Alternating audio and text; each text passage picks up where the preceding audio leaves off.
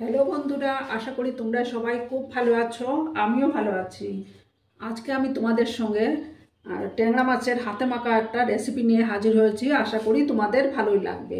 তার জন্য আমি ট্যাংরা মাছ নিয়েছি। ট্যাংরা মাছটাকে ধুয়ে পরিষ্কার করে নিয়েছি, নুন হলুদ মাখিয়ে নিয়েছি। তারপর নিয়েছি পেঁয়াজ নিয়েছি কেটে, 3টা পেঁয়াজ কেটে নিয়েছি, ধনেপাতা নিয়েছি, তারপর টমেটো নিয়েছি, 5টা চেরা কাঁচা লঙ্কা নিয়েছি, আর ঝিরিঝিরি করে আলু কেটে নিয়েছি। তাহলে এখন আমি গ্যাসটা প্রথমে ধরিয়ে দিই। প্রথমে আমি গ্যাসটাকে ধরিয়ে দিলাম। প্যানটা গরম হয়ে যাক। তারপর আমি প্রথমে মাছটাকে সামান্য একটু ভেজে নেব। সামান্য একটু তেল দিলাম, দিয়ে সামান্য ভাজবো মাছটাকে আমি।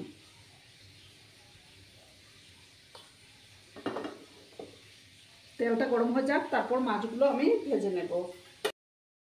তেলটা গরম হয়ে গেছে, এবার আমি মাছগুলো ভেজে নিচ্ছি। হালকা করেই ভাজবো মাছগুলোকে।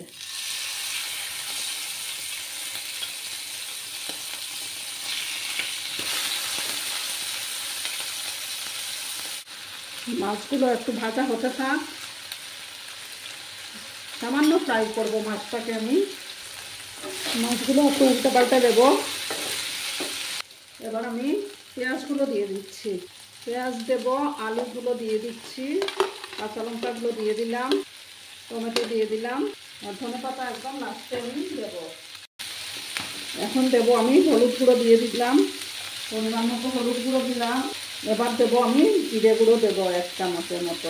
দেবো ধনে গুঁড়ো 1/2 চামচ। এবার আমি কাশ্মীরি লঙ্কা গুঁড়ো 1 চামচ দিয়ে দেব।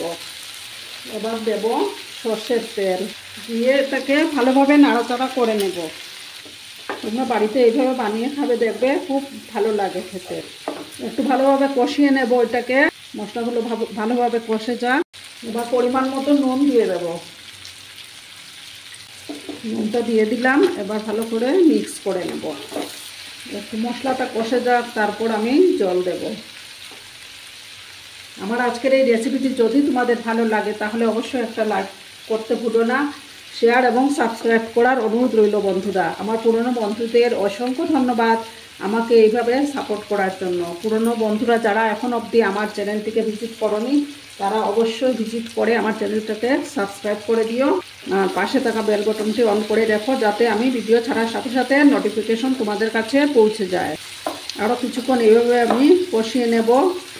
তারপর আমি জল দেব। একটু আলতো হাতে নাড়াচাড়া করে নেব।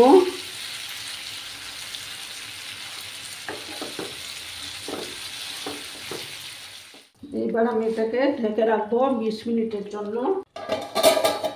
তারপর আমি সবার শেষে ধনেপাতা দেব। 20 মিনিট পরে আমি ফিরে আসছি। 20 মিনিট পরে আমি ফিরে আসলাম। আমার তরকারিটা রেডি হয়ে গেছে। এবার আমি ধনেপাতা কুচি ছড়িয়ে দেব। হয়ে গেছে। এবার আমি সার্ভ করে তোমাদেরকে দেখাচ্ছি। তোমরা খুব ভালো থেকো, সুস্থ থেকো। ধন্যবাদ।